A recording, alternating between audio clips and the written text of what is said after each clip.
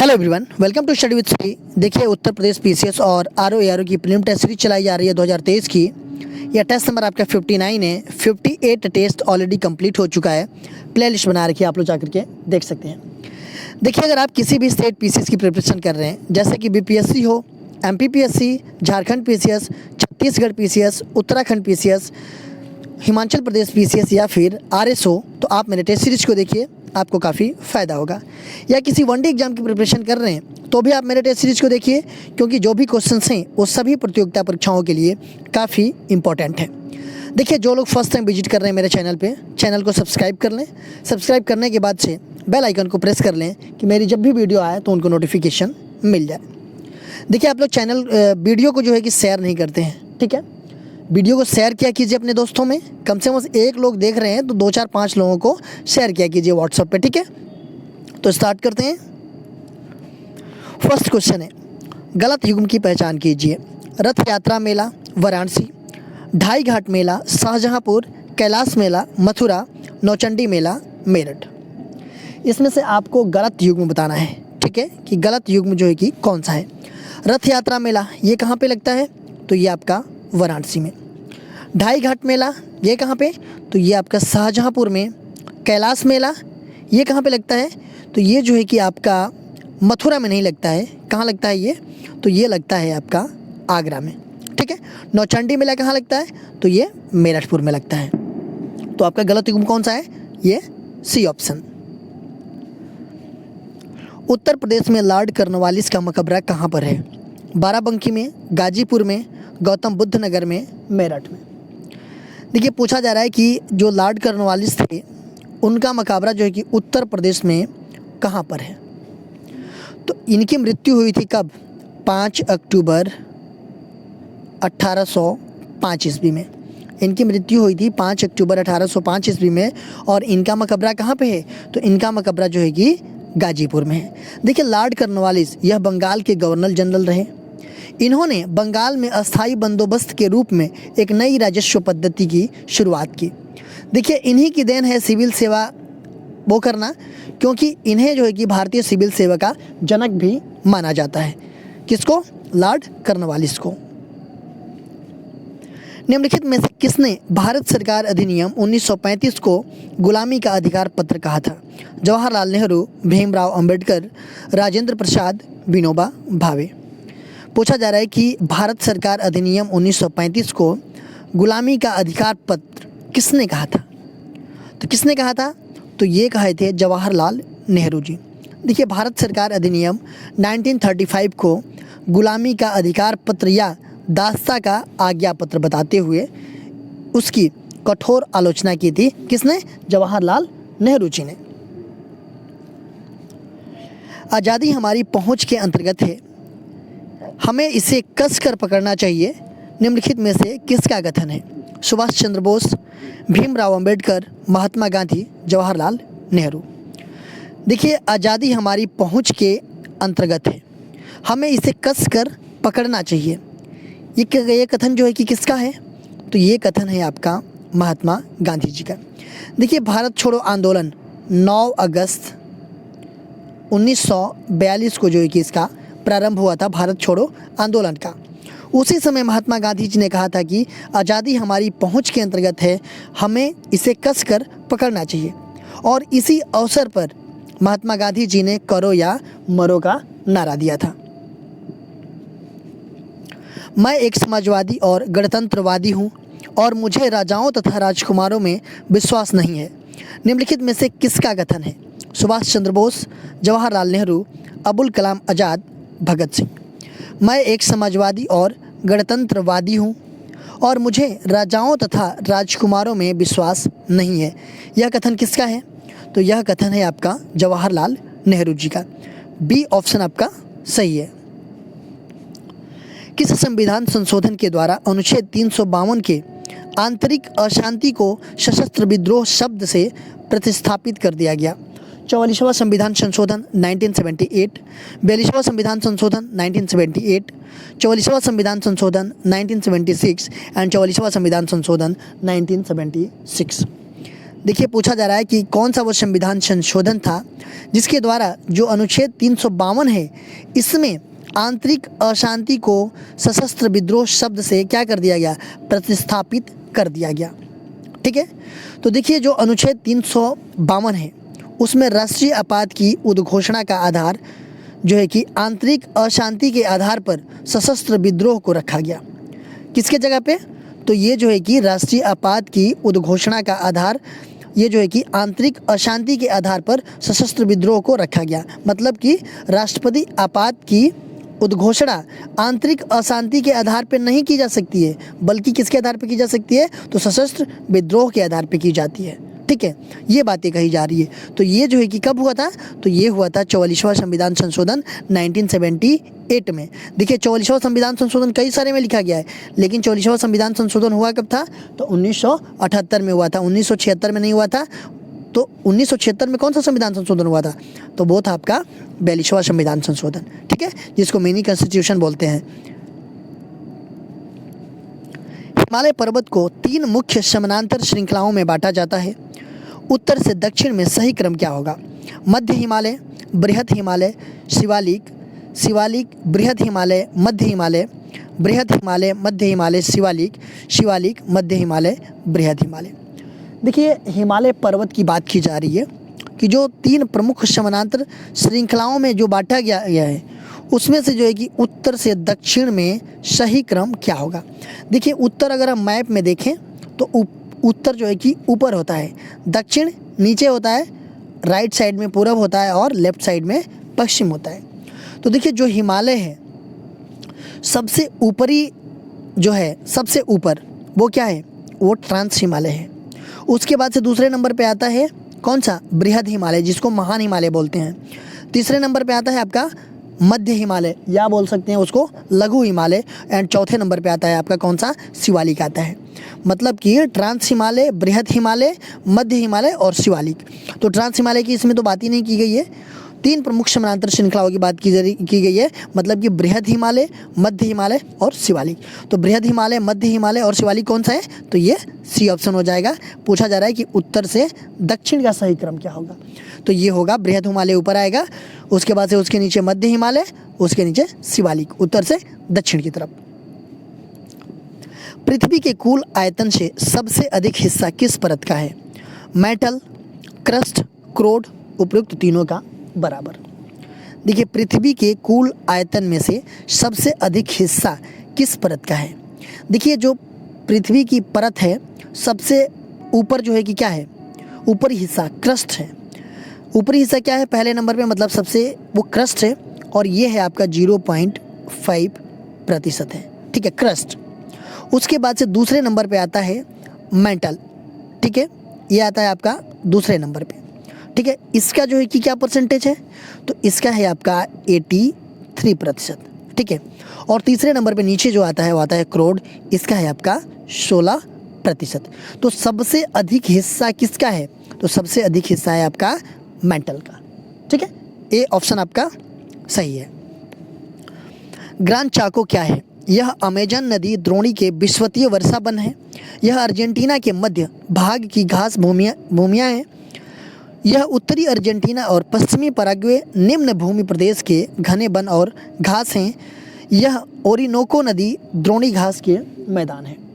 देखिए पूछा जा रहा है कि ग्रांड चाको क्या है, ग्रांड चाको क्या है, तो देखिए ये है आपका क्या, तो ये है उत्तरी अर्जेंटीना और पश्चिमी पराग्वे निम्न भूमि प्रदेश के घने वन और घास हैं ग्रांड चाको।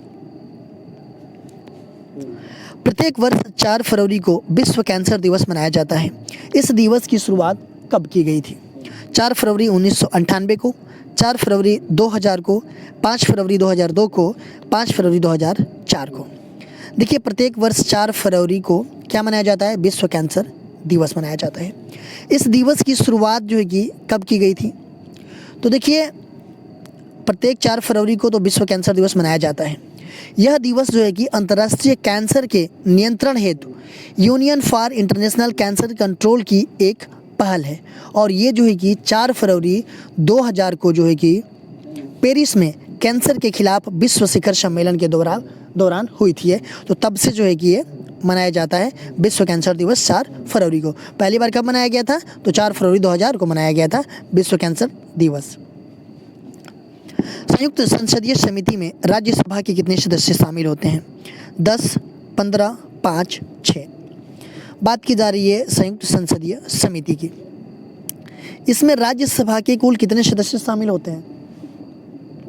देखिए, संयुक्त संसदीय समिति की अगर हम बात करें तो यह एक तदर्थ यानी कि अस्थायी समिति है, जिसका गठन जो है कि संसद के द्वारा किसी विशेष मुद्दे या रिपोर्ट की जांच के लिए किया जाता है। संयुक्त संसदीय समिति का गठन। देखिए, इसमें कुल कितने सदस्य होते हैं? तो इसमें कुल जो है कि 30 सदस्य होते हैं, जिसमें से 20 सदस्य जो है कि लोकसभा के होते हैं और 10 सदस्य जो है कि आपके राज्यसभा के होते हैं। तो यहाँ पूछा जा रहा है कि राज्यसभा के कितने सदस्य शामिल होते हैं? तो ये होते हैं 10। ए ऑप्शन सही है। 1872 ईस्वी में 1872 ईस्वी के बाद वर्ष 2011 की जनगणना का क्रम कौन सा है? 11वां, 12वां, 15वां, 16वां। देखिए, 1872 ईस्वी के बाद जो है कि वर्ष 2011 की जनगणना का क्रम कौन सा है? तो ये है आपका कौन सा? 15वां। देखिए, जनगणना जो है कि 1872 ईस्वी के बाद से जो 2011 की जनगणना है उसका क्रम है 15वां, और आज़ादी के बाद जो है कि ये 2011 वाली जो जनगणना थी वो आपकी कौन सी थी? 7वीं जनगणना थी। अगर हम थोड़ा इस पे बात करें जनगणना पे, तो 1872 ईस्वी में लॉर्ड मेयो के द्वारा पहली जनगणना कराई गई थी। उसके बाद जो है कि पहली संपूर्ण जनगणना कब हुई? 1881 में हुई। पहली संपूर्ण जनगणना कब हुई? 1881 में हुई। उसके बाद से प्रत्येक 10 वर्ष पर जनगणना कराई जाने लगी। ठीक है। देखिए, 1949 के बाद जो है कि जनगणना भारत सरकार के गृह मंत्रालय के अधीन भारत के महारजिस्ट्रार एवं जनगणना आयुक्त द्वारा कराई जाती है। अच्छा, 2011 में जो जनगणना हुई थी उस टाइम पे भारत के महारजिस्ट्रार एवं जनगणना आयुक्त कौन थे? ये आप लोग कमेंट बॉक्स में मुझे बताइएगा। ठीक है।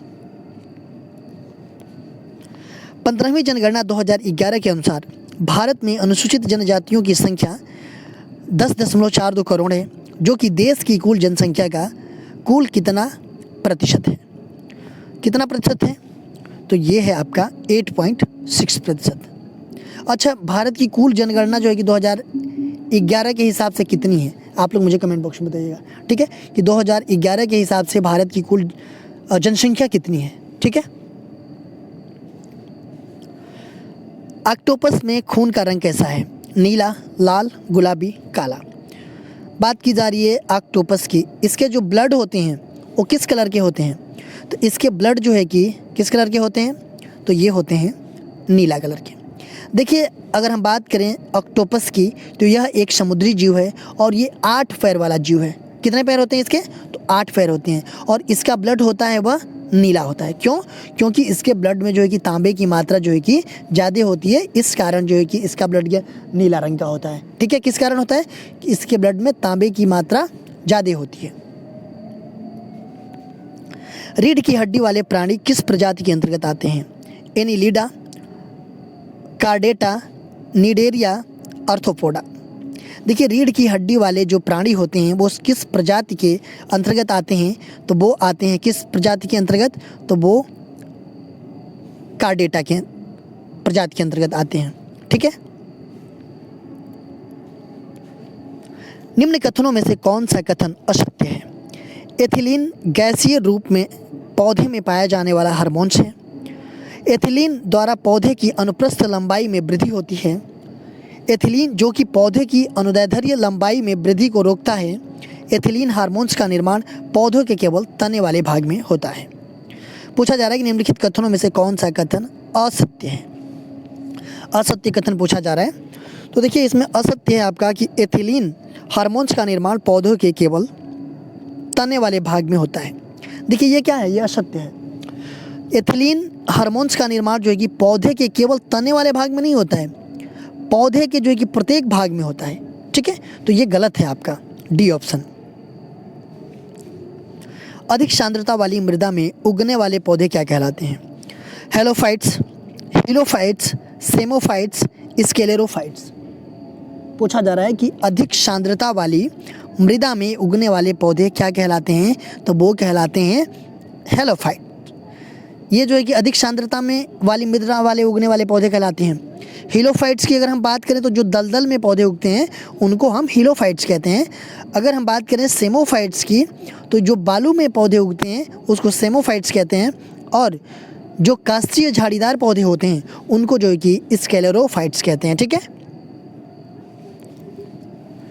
जब किसी झील के तली से उठकर वायु का बुलबुला ऊपरी सतह तक आएगा तो उसका आकार हो जाएगा, घट जाएगा, बढ़ जाएगा, कोई परिवर्तन नहीं होता है, चपटा हो जाएगा।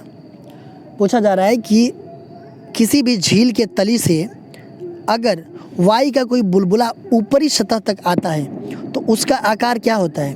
तो उसका आकार क्या हो जाता है? बढ़ जाएगा। ठीक है, बी ऑप्शन आपका सही है।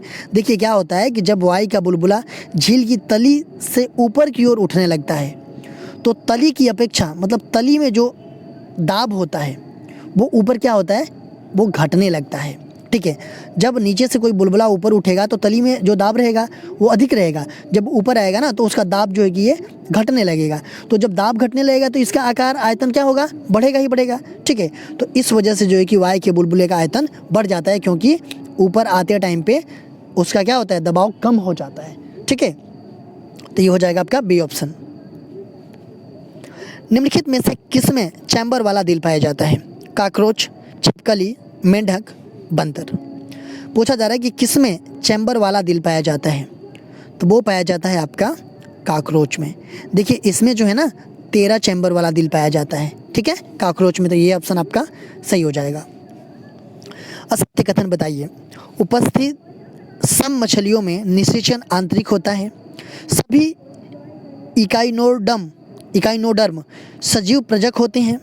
गोल कृमि में कोई परिसंचरण तंत्र नहीं होता। उपयुक्त सभी कथन असत्य हैं। पूछा जा रहा है कि उपस्थित सम मछलियों में निषेचन आंतरिक होता है। सभी इकाइनोडर्म सजीव प्रजक होते हैं। गोल कृमि में कोई परिसंचरण तंत्र नहीं होता है। और उपयुक्त सभी कथन असत्य हैं। इसमें से असत्य कथन कौन सा है? तो इसमें से आपका असत्य कथन हो जाएगा कि सभी इकाइनोडर्म सजीव प्रजक होते हैं। ठीक है, ये आपका असत्य है। तो ये हो जाएगा आपका बी ऑप्शन। देखिए क्वेश्चन पूछा गया था आप लोगों से पिछले वीडियो में कि उत्तर प्रदेश में रेलगाड़ी मार्च 1859 ईस्वी में कहाँ से कहाँ तक चलाई गई थी?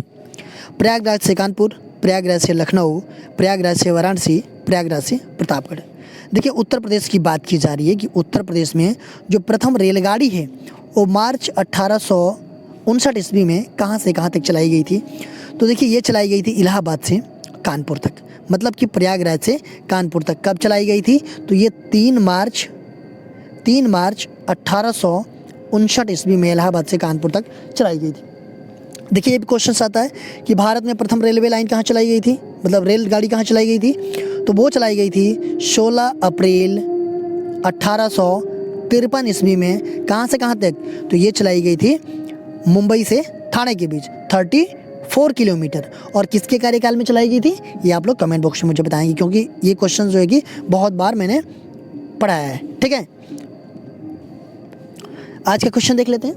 उस बहुलक का नाम बताइए जो बर्तनों पर न चिपकने वाले सतह के रूप में प्रयुक्त होता है। Teflon, polystyrene, PVC, polypropylene. उस बहुलक का नाम बताना है आपको जो बर्तनों पर न चिपकने वाले सतह के रूप में प्रयुक्त होता है। इसका आंसर आप लोग कमेंट बॉक्स में बताइएगा। इसका आंसर मैं नेक्स्ट वीडियो में आप लोगों को बताऊंगा। देखिए आप हमारे चैनल को सब्सक्राइब कर लीजिए। सब्सक्राइब करने के बाद से बेल आइकन को प्रेस कर लीजिए कि जब भी मेरी वीडियो आए तो आपको नोटिफिकेशन मिल जाए। मेरा दूसरा चैनल है श्री GS पॉइंट, आप इसको भी सब्सक्राइब कर लीजिए। फेसबुक पे मेरा पेज है स्टडी विद श्री के नाम से, और इंस्टाग्राम पे हमारी ID है study with Shri 25 Shri GS point. Telegram का ये चैनल है मेरा स्टडी विद श्री। इन सब सारे का लिंक आपको डिस्क्रिप्शन में दे रखा है, आप वहाँ पे क्लिक करेंगे तो आप यहाँ पे पहुँच जाएंगे। तो इन सब सारे जगहों से कनेक्ट हो जाइए, क्योंकि इन सब सारे जगहों पे स्टडी से रिलेटेड चीज़ें पोस्ट की जाती है जिससे आप लोगों को फ़ायदा पहुँच सकता है। दोस्तों वीडियो अच्छी लगती है तो आप लोग एक लाइक कर दिया कीजिए, एक अच्छा सा कमेंट्स कर दिया कीजिए, अपने दोस्तों में शेयर जरूर किया कीजिए। अगर वीडियो अच्छी नहीं लगती है तो आप लोग डिसलाइक कर दिया कीजिए और कमेंट बॉक्स में मुझे बताइए डिसलाइक क्यों किया। वीडियो देखने के लिए धन्यवाद।